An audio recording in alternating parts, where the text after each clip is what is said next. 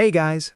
Tonight, we're taking a relaxing trip back to ancient Rome, a place that collapsed nearly 2,000 years ago, yet somehow still runs your daily life. So before you get comfortable, take a moment to like the video and subscribe, but only if you genuinely enjoy what I do here. And let me know in the comments where you're tuning in from and what time it is for you. It's always fascinating to see who's joining us from around the world. Now, dim the lights, maybe turn on a fan for that soft background hum, and let's ease into tonight's journey together. Standing in line feels so normal today that questioning it feels almost rebellious. You line up for coffee. You line up at airports. You line up at government offices where time goes to die. Sometimes you even line up just to ask someone why the line isn't moving, and yet you obey calmly and patiently, like a well-trained Roman citizen waiting for grain, because that is exactly where this habit comes from. Ancient Romans adored order, not fairness, not efficiency, order. A straight line of quiet people was Rome's favorite form of crowd management. It looked disciplined, it looked civilized, and most importantly, it stopped people from stabbing each other over bread. Grain distributions were legendary. Thousands of citizens showed up, stood in line, and waited. If you arrived early, you ate. If you arrived late, Rome taught you an important lesson about personal responsibility and hunger. No exceptions, no compassion. The line did not care that your sandals broke or your child cried. The line had spoken. Romans applied this logic everywhere. Courts, public baths, temples, military pay, even executions. Yes, executions. People queued while officials processed paperwork, adjusted robes, and made sure the vibes were correct. Imagine standing there, shifting your weight, thinking, I hope this moves faster before lunch. Perfectly normal Roman behavior. The brilliance of the line was psychological. It created the illusion of fairness without actually guaranteeing it.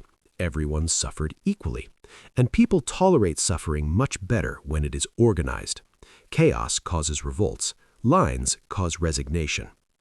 Fast forward 2,000 years and nothing has changed. You still stand in line even when technology could eliminate the need entirely.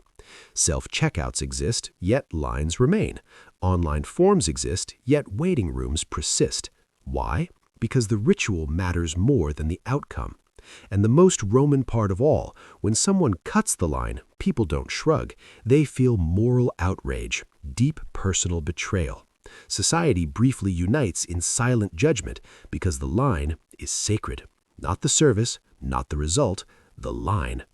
So the next time you stand quietly behind someone for no clear reason, staring at the back of their jacket like it holds ancient wisdom, remember, you are not waiting, you are honoring a Roman social control mechanism designed to keep hungry people calm, and it is still working beautifully.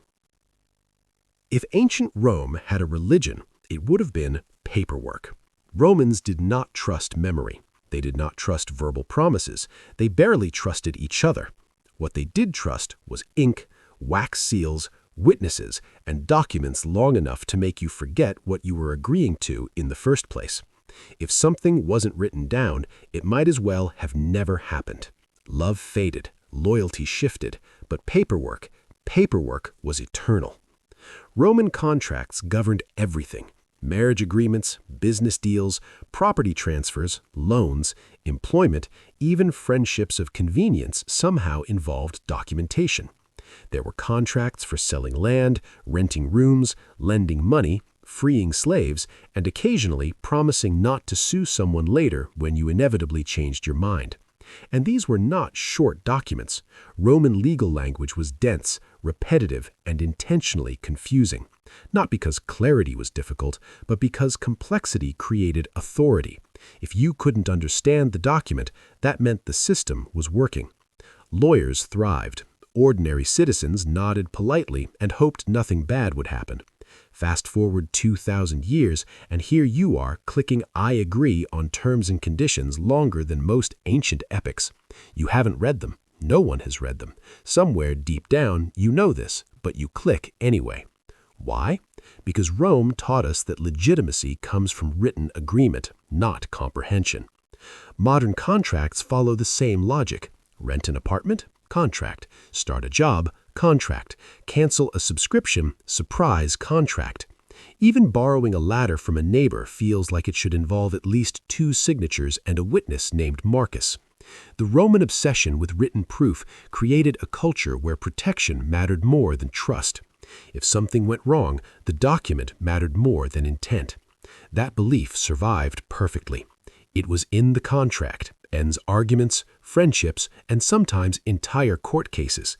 And the most Roman part of all, even when contracts clearly favor one side, society treats them as sacred. You agreed. The document exists. Therefore, the outcome is fair, regardless of how absurd it is.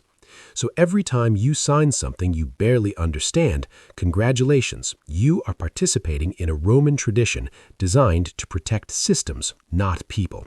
You are not agreeing, you are submitting. Ancient Rome did not just invent bureaucracy, it perfected it, polished it, gave it a title, and then made sure it could never be removed. The ancient Roman Empire ran on layers of administration stacked so high that even the administrators sometimes forgot why they existed. And if that sounds familiar, congratulations, the system worked. Rome loved offices. Offices to manage provinces. Offices to manage other offices. Offices whose sole purpose was to check whether another office had filled out the correct forms in triplicate. Efficiency was optional. Procedure was mandatory. If you wanted something done in Rome, you didn't simply ask, you petitioned. Then you waited. Then someone reviewed your request. Then someone reviewed the review. Then someone decided the paperwork was missing a seal. Then you started again. Romans understood that power isn't just about control, it's about delay. Bureaucracy created distance between the problem and the solution. And distance, Rome discovered, prevents anger from becoming action. When people are busy navigating forms, rules, and offices, they're too tired to revolt. You might be frustrated, but at least you're occupied. This system spread everywhere. Taxes, legal disputes, military logistics, citizenship requests. Everything passed through layers of officials whose authority came not from solving problems, but from processing them. If nothing got fixed, that was unfortunate. The system, however, functioned beautifully. Fast forward to modern life, and the inheritance is painfully obvious. You submit forms, you wait. You call departments that redirect you to other departments that insist you should have contacted the first one. Nobody is evil, nobody is helpful. Everyone is following procedure. And the most Roman feature of all, no one takes responsibility.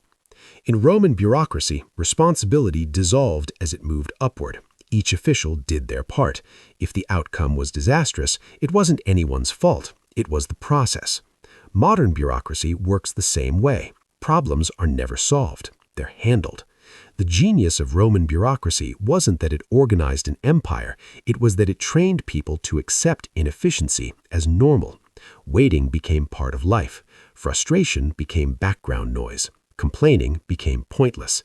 So the next time you spend an afternoon accomplishing absolutely nothing while following official procedures, remember, you are not failing. You are honoring a Roman tradition designed to keep systems intact and people tired. And once again, it is working exactly as intended. Ancient Rome loved titles the way modern people love job descriptions that sound important but explain nothing. Senator, consul, praetor, tribune. Each title came with robes, privileges, and an unspoken agreement that whatever this person said should probably be taken seriously, even if no one was entirely sure why. In Roman society, titles weren't just labels, they were shortcuts. You didn't need to prove competence if you had the right title. The title itself was the proof. If a man was called consul, then clearly he knew what he was doing. Or at least Rome agreed to pretend he did. This mindset solved a major problem for the empire. With millions of people spread across vast territories, Rome needed instant authority. Titles allowed citizens to obey without thinking too hard. You didn't argue with a title, you deferred to it. The logic was simple. Hierarchy saves time.